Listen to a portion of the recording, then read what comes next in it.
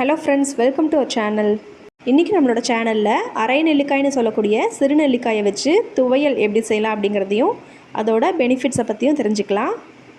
இந்த அரை நெல்லிக்காயில் இரும்பு, பாஸ்பரஸ், வைட்டமின் சி, கால்சியம் போன்ற பல சத்துக்கள் அடங்கியிருக்கு. இதில் ஆன்டி ஆக்சிடென்ட்ஸ் அதிகமாக இருக்கிறதுனால கேன்சர் வர சான்சஸை குறைக்குது.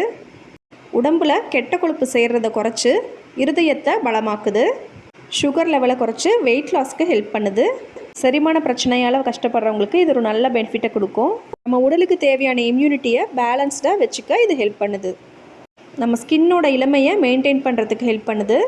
கண் பார்வைக்கு இது ரொம்பவே நல்லது. நம்ம முடியோட ஆரோக்கியத்தையும் இது பாதுகாக்குது.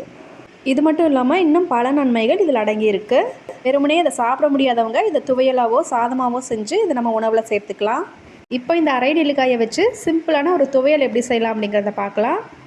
இந்த துவையல் இட்லி, தோசை, சப்பாத்தி, சாதம்னு எல்லாத்துக்குமே செட் ஆகும். துவையல் செய்ய நான் இன்றைக்கி 1/4 கிலோ அளவு நெல்லிக்காய் எடுத்திருக்கேன்.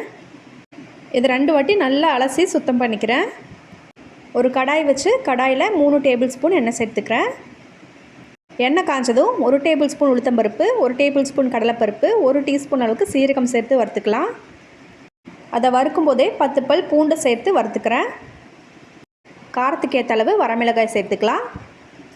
ஒரு கைப்பிடி நிறைய கருவேப்பிலை இலை சேர்த்துக்கிறேன். கூடவே ஒரு சின்ன துண்டு புளி சேர்த்துக்கிறேன். நெல்லிக்காயை நான் கொட்டையெல்லாம் எடுத்துகிட்டு கட் பண்ணி வச்சுருக்கேன். இதை நம்ம இப்போ கடாயில் சேர்த்துக்கலாம்.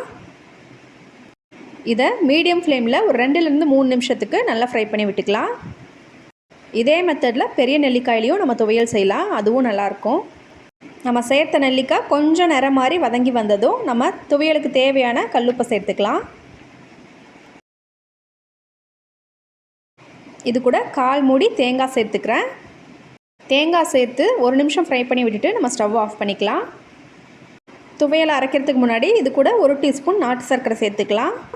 இதை நல்லா விழுதாக அரைச்சி எடுத்துட்டேன். இதுக்கு தாளிப்பு வேணும்னா தாளிப்பு கொடுத்துக்கலாம்.